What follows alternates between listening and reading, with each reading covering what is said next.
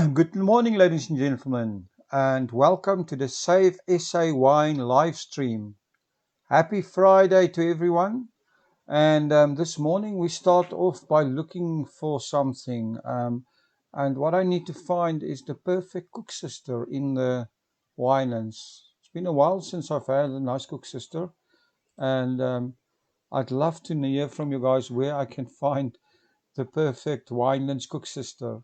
Um, Today is the perfect day to enjoy the Winelands. It's a perfect day to start off with the cook sister because it's Friday and it's weekend, and in the Winelands it's raining. So when it's raining, we can really enjoy wine. Like I said, we can enjoy a hot cup of coffee. We can enjoy a cook sister. Um, but most of all, we can come enjoy the best of the winelands. Nothing more cozy than coming down to one of our wineries, sitting in front of a fireplace, opening a bottle of red wine for dinner this evening. And we're inviting everyone to enjoy the best of the winelands. Join the movement. Come to facebook.com/groups/Save SA Wine. As you guys know, we are going to have a torrid tourism season in Cape Town. The whole world is basically in lockdown, and we need local tourists to come support our wine industry. We are facing 300,000 potential job losses in the Cape Winelands.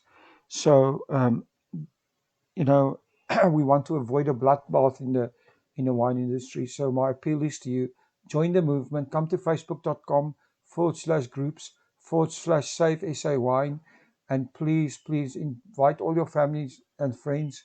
We need to save the SA wine industry. It is so important. Thank you for everyone for their support. If you haven't booked your Christmas holiday yet, come to Cape Town. We want you here. The wine is going to be open. Things are going to be fantastic. So now let's start our weekend off. And what better way to start off? Like I said, with a cook sister, or of course breakfast with a view. If you want to have breakfast this weekend, or even today, you can drive down to Haskell Vineyards. They're opening at 9:30 from Wednesday to Sunday. Only 85 Rand, fantastic view, fantastic breakfast, one of the best breakfasts in the Winelands. Comes highly recommended by our Winelands spy. You can get the info as haskellvineyards.co.za or call them on 021 881 3895. That's 021 881 3895. And as always, there's always somebody busy with something new here in our winelands. That's what's amazing. Um, um, Things never stand still. And the thing we want to talk about now is obviously our Save SA Wine mural project. Um, but before I start off, let me just put on the picture. There we go. So we found this house in Loop Street, 199 Loop Street in Cape Town. Actually, we didn't find it. Robinson and Sinclair found it. And we are partnering with them. And they're taking up this dilapidated building and changing it into a fantastic Save SA Wine mural. And this project is launching on the fantastic feedback that we had from the 1660 campaign. And thanks to everyone here, we've reached over 300,000 people per month. We created a much needed buzz around the South African wine industry. And a big shout out and thank you to Erica Taylor of Uncorkified. We are inviting everybody to join us, all the wineries. If you're interested to know more, to hashtag Save SA Wine Mural, please come and join us and message us for more details. We want more people involved. It would be fantastic. It's going to launch on the first Thursdays in Cape Town in December. So keep your eye open. We'll come up with more news, lots of things happening in this regard. Go to savesawine.co.za for more information. But like I said, there's always something new happening in the winelands. And at the moment, our friends at the Fishwives Club are developing a brand new product. And to talk about that, I've got the CEO of the Fishwives Club here this morning, to tell us a little bit more.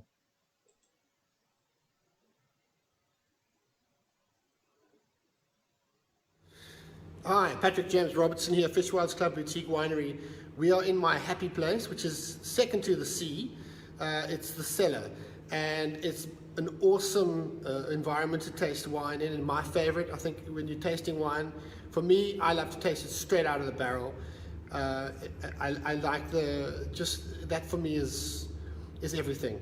And we're here with Michael. He's the head winemaker of the no sulfur free Magic Merlot, and we're tasting it raw from the barrel, and we are tasting it with Michael right now, just to give you a first impression. We're just gonna talk and just shoot the breeze, and the nose is absolutely incredible, and I'm just gonna let Michael speak, and we're just going to try the wine. I'm very excited, and it's going to be amazing. So let's just enough talking from me. Yeah, great, Patrick. So 11 months in the barrel, and it was older French oak barrels, so you don't get that intense integration of, let's call it, smokiness and the aromas you will get from a toasted barrel.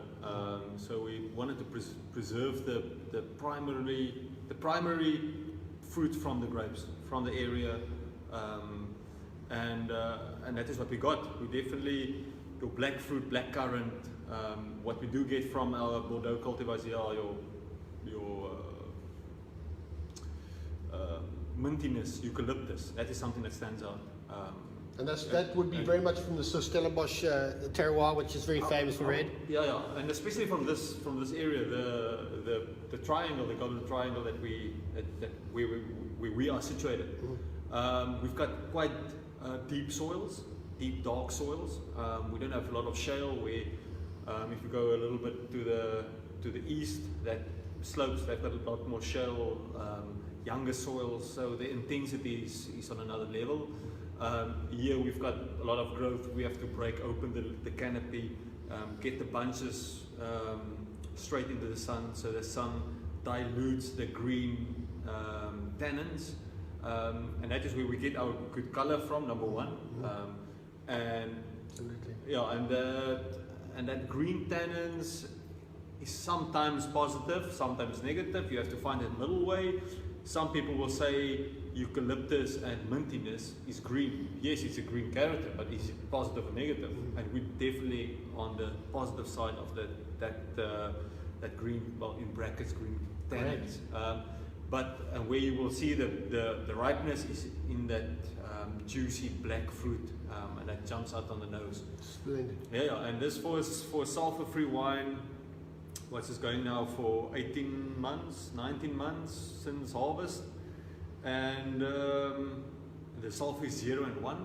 What that means, 1 is a total of, you are allowed to have 150 parts per million. So 1 divided by 150 is probably less than 0.5% that we are allowed. Incredible. To have it, and this is like literally, you can call it without sulfur, it's our life. Color is intense, it's dark. What you will get is literally your primary fruit flavors, which is a dark black currant. Astounding, juicy, absolutely astounding. Juicy, and this for a sulfur free. This is just like blows my mind still if you like stand still and think about it. Although we're doing this now for 7-8 years, the proof is in the pudding. I think, even just remove no sulfur added, sulfur free. This is an incredible stand-up wine. It's on the nose. I wish you all could be here with me, but that'll happen. That'll happen very, very soon. So I'm going to give it a try as well. And definitely, I think the palate reflects the nose. Definitely incredible. I think that that mintiness I describe, and for me, it's like I said, for all the Bordeaux cultivars, especially the Cabernet Franc. The Cabernet Franc especially is like really stands out in this area. But from the nose to the palate, that is almost like a flintiness. You get that flintiness on the palate, but still your ripe fruit, juicy. It's like just like sits in your palate, and so it's developed fruit, and there's no greenness, and that's why the positiveness comes in. I'm sorry, I'm going back to that to the eucalyptus and mint, because that is something typical from our area. That is our DNA. That is the this is the terroir signature. yeah, that's our signature. Yeah, that's the right word. But yeah, Stunning. but again, and this 2019 Merlot, if you look back from 2018, 2017, 2016, it's by far the leader so far, and every year we learn something from the previous year. And by judging the 2020 wines now, I think next year this time we will definitely give you guys something even more special. This is great. So, I gotta say, we are very, very excited. We can't wait for you to try it. The packaging is extraordinary and astounding. The wine is even more astounding. I just think in every facet you're going to love it, and it's an incredible new category we're creating here. And I'm very, very impressed with everything, the way it's played out. It's almost been divine. And I'll tell you more about it, especially when we're starting to package, and we're starting to put the labels on. We're going to film that as well, and talk again about the label. We'll talk about all the symbology that's in the label, the symbols, the different colors, the reason we've used certain things, give you the inside track on the magical preparation that entire label has gone through, let alone the wine, to bring the complete package of the Magical Merlot and the Green Collection. So we'll tell you more about that when we do that. So have a great day, have a great weekend. This is an incredible wine, and we're very, very impressed with it. Ciao. cheers.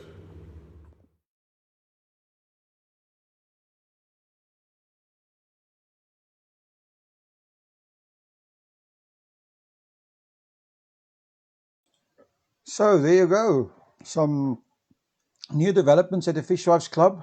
And yeah, we want to say thank you to the Fishwives Club for sponsoring our live stream this morning.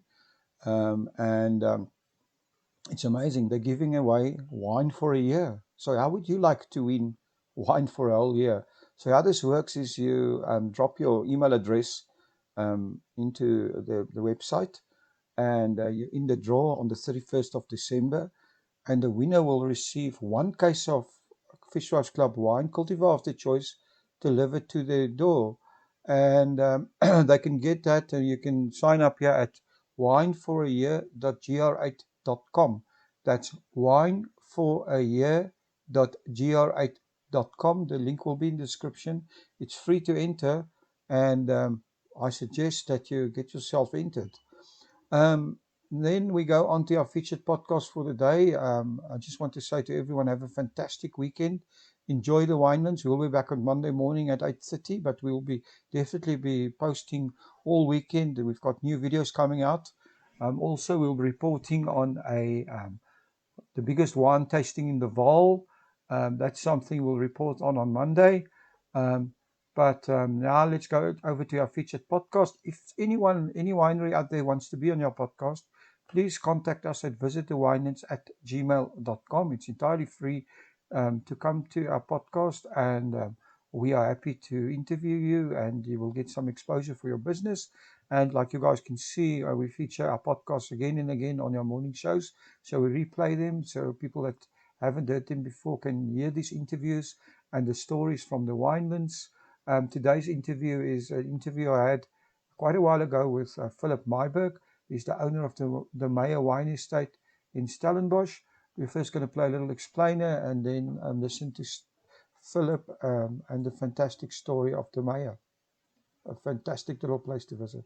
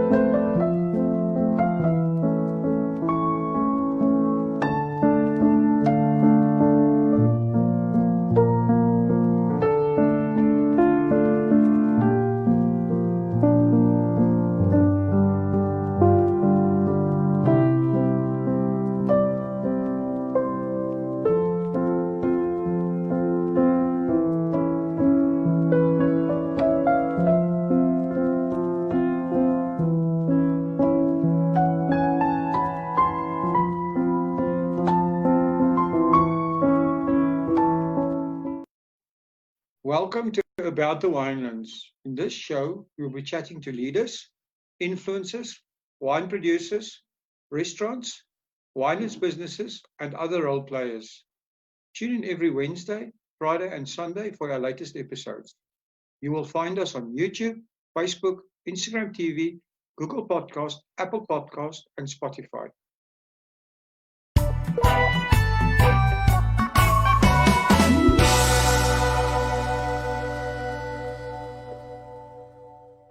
Good day, everyone, and welcome back to About the Winelands. Today, I'm speaking to Philip Mayberg of De Meyer. Welcome, Philip, to About the Winelands. Thank you very much. Good to be here. Well, it's such a pleasure talking to you. I mean, I've been to you. I've been to your place, which is absolutely beautiful. And, I've always thought it would be great to actually interview you. So can you tell us a little bit of the history? I mean, you're the fifth generation Mayberg on your farm. Tell us a bit of your history and, yourself also, how you got involved in the wine industry and of De Meyer. Yeah. I always say fifth generation to be farming in the area because I'm not, part of the farm is part of the old family farm, but as most family farms, pieces were different family members took over different sections and some were added on, etc. But let's say farming in Wildersvlei, fifth generation.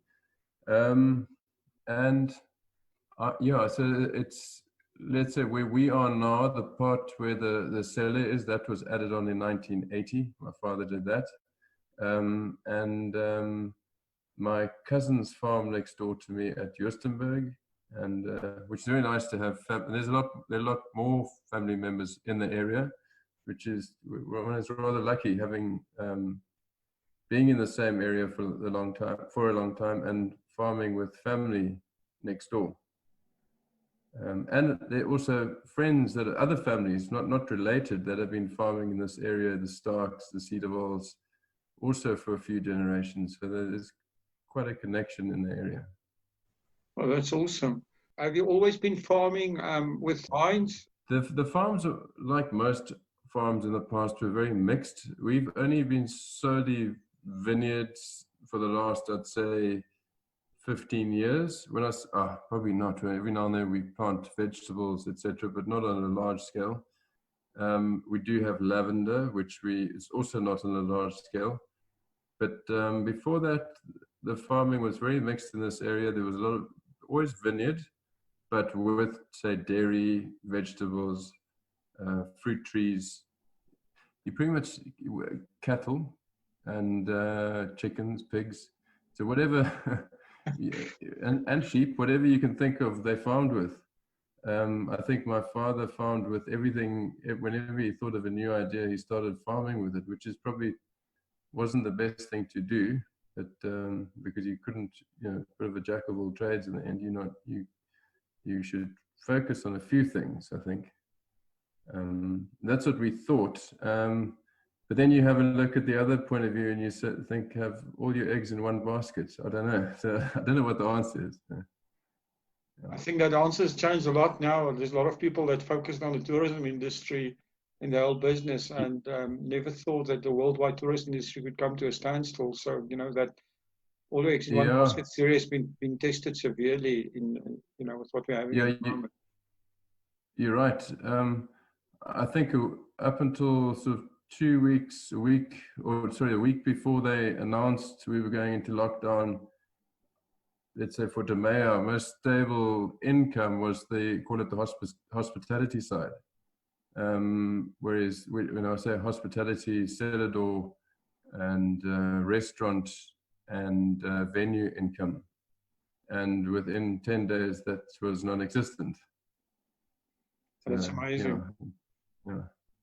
So, unfortunately, you have a bit of a diversified business, and I'm interested to hear more about the lavender. I mean, you're bringing a bit of France into South Africa. So, did you start cultivating the lavender? And actually, what I'm interested in is where do you actually sell this? Yeah, so the lavender, we started off just planting lavender for oil, and my thinking was probably close to 20 years ago now. It's always remained small. It's never, my idea was that if you're farming, that you could add value, that you could make products with your lavender, with the lavender oil, added to different things, which, quite honestly, I haven't done. So we've just been selling the oil to a few health shops and from the farm. My thinking was as well, wine is very expensive to move around. If you have it to courier it somewhere, it's costly. Lavender in a 10 ml bottles it's very affordable to move around. It's also high value. So if you're looking at the same volume of lavender oil and the same volume of wine, you sort of can't compare it. It's very valuable. So I also thought it was something different to do, although there are a few farms that have it now, as we're not unique. Yeah, then a few years ago, we started planting a different variety, which we sell as cut flowers. So that's a lot simpler. We started last week. We pick and bunch, and we sell it just very much locally in Stellenbosch, Paarl, to the few shops, delis, etc. And it's kind of a nice extra business to have, particularly in the winter. And it's also something if we're dropping off wine, it's very easy in Stellenbosch, it's very easy to have a bit of lavender, a few lavender bunches in the vehicle and doing that at the same time. It doesn't, they work well together. Yeah, so that's interesting. So, I mean, your like you said, your hospitality business. Tell us a little bit about that. You have a restaurant called The Table. I've been there. It's very, very nice. And then, what type of events and stuff do you actually host? Yeah. So when I say hospitality, it's the table restaurant doesn't belong to us. It doesn't belong to the Domain, although it is on Domain. It belongs to Brendan and Lee. They took over the restaurant in September last year, and it's been going for 9 years, over 9 years now, excluding this period with this funny period we're going through at the moment, but it's been going for over 9 years. When you asked what other events? Yeah, I mean, I do events. What else do you offer there when at the farm? Oh, so besides the restaurant, we've got the old dairy's been turned into a venue, which we host weddings, any kind of. We've had weddings, we've had birthdays, any kind of celebration. Small seminars, conferencing, we plan to do a few music events as things open up for the summer. How popular is live music in the wine areas? I think it's if you can get it right, it is rather popular. If you can do it where you have a space where we'd start sort of in the late afternoon or in the afternoon on a lawn, on the grass with food and a light sort of picnic style food. I think that's quite popular. And it will go on until sunset, but not much later, because I get the idea that people don't really want to go out too late when they've got to drive. I think you're right. I think it's harder to if your hours are later at night. It's harder to get a big enough crowd to make it a viable event. And a lot of people don't like to drive out or drive back when it's dark. The countryside, they know street lights, etc., and you get people complaining. So, well, at least you're not far from Stellenbosch. So in case of a wedding and stuff like that, do people then stay over nearby? We have a list of about 10 or 12 guest houses in the area within an 8K radius, but often we find people say it's close enough, you don't have to stay over. And you see people arriving with shuttles, with Uber, etc. And you never know how many cars are going to come. Some of the larger weddings, I've always been surprised that sometimes it's even fewer cars than the other weddings, because people do carpooling or share lifts or the shuttles.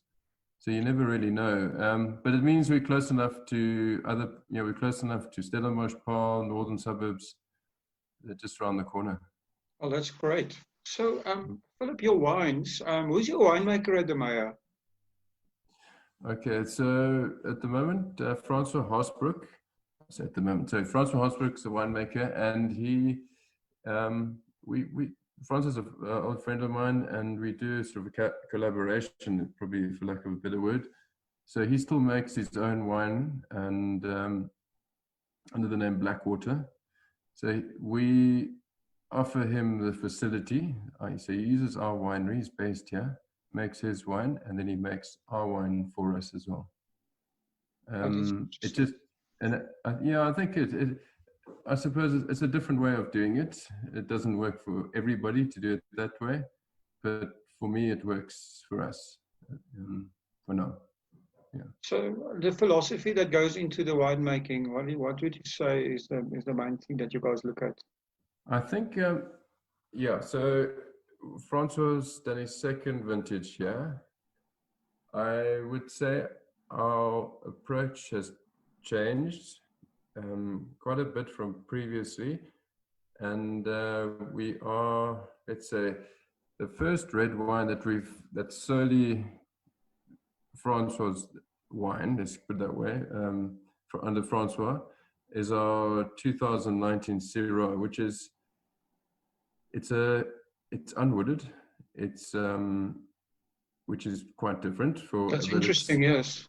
Yeah, lots of fruit. I don't know how else to I don't know how else to explain it. Sort of lots of fruit. It's juicy. To me, it's a completely different style. We call it Syrah as opposed to Shiraz, which in the past we always referred to as Shiraz. It's a complete different style, but it just seems to work so well, and it's just been selling so well. So is this also a fact that you could, this is, you don't have to wait to drink it. It's easily drinkable at a younger age. That's one of the reasons. Exactly. And that's what we want. That's exactly what we want. We want to produce wines in that style.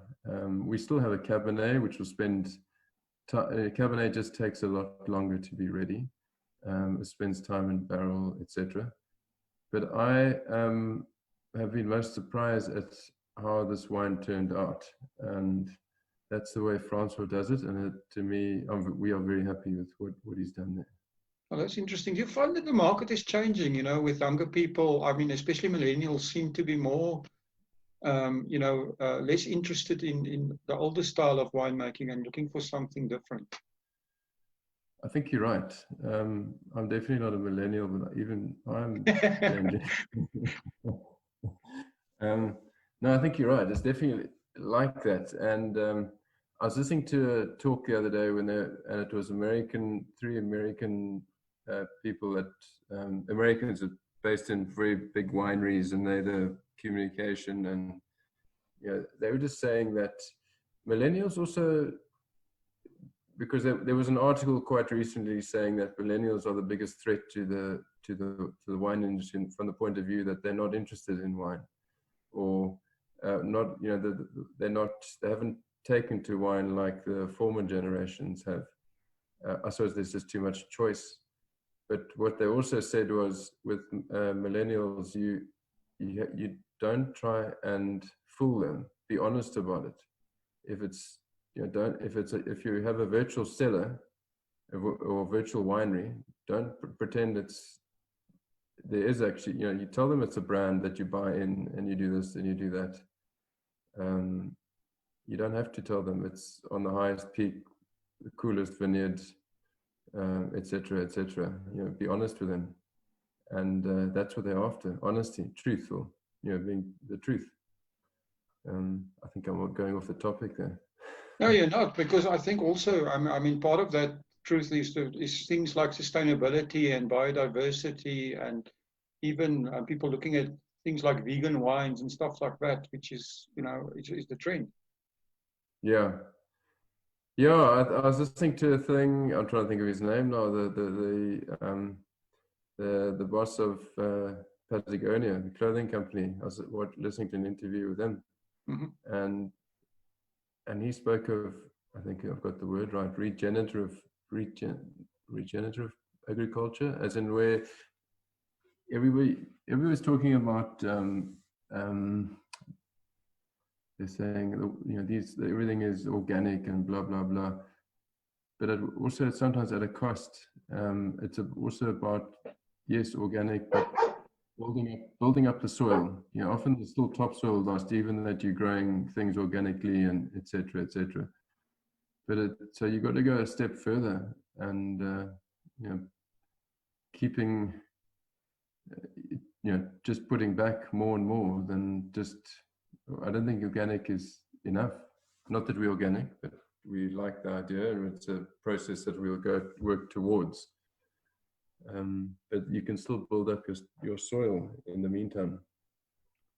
So that's interesting. I also think that, you know, I don't know if I'm making sense. no, it does. But I think that the Cape Winelands has a huge advantage in that, you know, if you go to like the big European wineries, it's almost like a production factory, you know, in terms of they're making huge volumes, and it's not necessarily as tourism friendly as we are in the Western Cape. And it gives us a major advantage because people will still go for the experience, even if they drink a little bit less wine. They're still going to drink, you know, they're still going to buy some wine, but they're also going to experience the environment and all the other things that you can offer in a diversified offering of tourism as a lifestyle, rather than just, you know, buying wine and taking it home. Yeah, I'm almost embarrassed to say I haven't visited enough wine regions of the world to see other, you know, to give a good answer on that. But as in, we're not the only place with smaller wineries. You see many countries with smaller and even smaller than the average one over here, I guess. Which somehow seem to stay afloat. I don't know how they do it. I don't know if it's the European or subsidies that they get, but it's that fine line about being large enough, small enough, but that it works. You want to end up being, you don't want to just be small that you got to sell at super high prices, because you just, you know, to me that's also not right. Yeah, it's also not, like you say, sustainable over time. Talking about prices and stuff like that, what do you guys have about do you have any specials at the moment, you know, with this whole situation that's going on that you would like to tell us about? We have been doing case specials, and we changed that. If you come and collect, you know, a full case of something, we have a far better price. We'll give you free delivery if you come and collect, right? And we do direct. Yeah. I'm just joking. and the changes weekly, because you know, there's been a mad rush, as with everybody, I think, as soon as the things opened up. So our stock levels are we're out of stock with quite a few wines, but we're bottling again next week. So I can't tell you exactly because next week we'll have or the week after next, we'll have different, we have more wine on our list, and we'll have the specials on those wines as well. So it's difficult to say that at the moment we're out of rosé, we're out of Chardonnay, etc., and we're bottling those two next week. So if people want to get information on this, where do they find you where do they get the information from? We do have a website, but the website is busy being redone. Our online shop should be done by the end of this week, I hope. Yeah. Okay, so you have an online shop that's going to be done, and okay, so we'll put the links on the website down in the description here. Where are your wines being sold? Mostly locally? Yeah, we export and local percentage, but we're probably about 50-50 or 60-40 export. And our sort of biggest market is, and so Germany, Denmark, Holland, England, Africa. And then on the local market, we sell more. Most of our sales are done directly from. In the beginning, we wanted to be everything to everybody, and you wanted your wine to be all over. And as things have changed, we've changed, and now And I'm not saying it's the correct way or the wrong way to do it, but for now, that's how we're doing it. Do you think local sales tourism I environment? see. Yeah, I think it's going to be very important. Obviously, if you have a certain size, export is very important. You don't think you'll be able to, although I've heard stories of surprised you how much, what percentage they sell in the local market. So maybe I'm not as informed as I should be. Important. If you think of, let's say we have few tourists in it, although I said that I think the tourism will come back quicker than we think. But let's say it is important to be on local, probably more than ever to be. It has changed. I don't think you have to be available in every retail store. Yeah, online shop. We should have done that long ago. The situation now is not the same as during lockdown or not. Yeah, the coronavirus. Nothing for DeMeo. We do need to improve on our marketing awareness. I've been around making wine for 22 years, and I think we're still one of the, we're quite the social media. We have to improve on that side of our business largely. As I say, I think we're still unknown, and it's time to. I think everybody's improve on our in the same marketing situation, right? And so that's in. I mentioned that in wine marketing and so on. I think definitely it's going to. And if you look at listening to what those three companies were talking about, if you're dealing with particularly the millennials, then you have to speak to them, and that's the way you speak to them. It's not this traditional way of, but it's the online. You can't not get involved I think your business will die if you don't attract them to your business. Your wine journey has been quite a few years. What have you learned from your wine journey personally? It's been, do you want the honest? It's a hard business. Not saying it's a tough business. A very nice business to be involved in, from an industry rather. Very nice. It's really nice people, and they talk. If in the wine business, you're part of the same tribe. I think no matter what, retail, journalism, etc., you all have a common interest, and which is rather nice to like that. From the business side, it's difficult. I think no matter what part of the business you're in, it's very capital intensive. For people that have, like any industry, some are flying. I'm not saying the majority coast along. And please, everybody, don't try and be everything for everybody. I'm repeating myself there. It's so easy to get into the trap of someone's blind, and you go, no, we don't. And then you think 3 months later, let's start producing one and sourcing one. It's just just too many. Don't try and do everything. Oh, that's interesting. So I always ask everybody the same question. Do you have a favorite in the wine industry? I don't have my own quote, but there like in particular is I don't know whose quote this is the art of winemaking is being able to practice your craft. If you can get that right, then you're doing okay. That's quite interesting. I've never heard that before. So that's awesome. I'm not claiming that. So thanks for talking to us. And thank you. And thanks for chatting to me. Thank you for supporting our show. If you would like to get more exposure for your business, please have a look at our sponsorship options. Thanks again for supporting About the Winelands. Please follow us on YouTube and on our social media channels.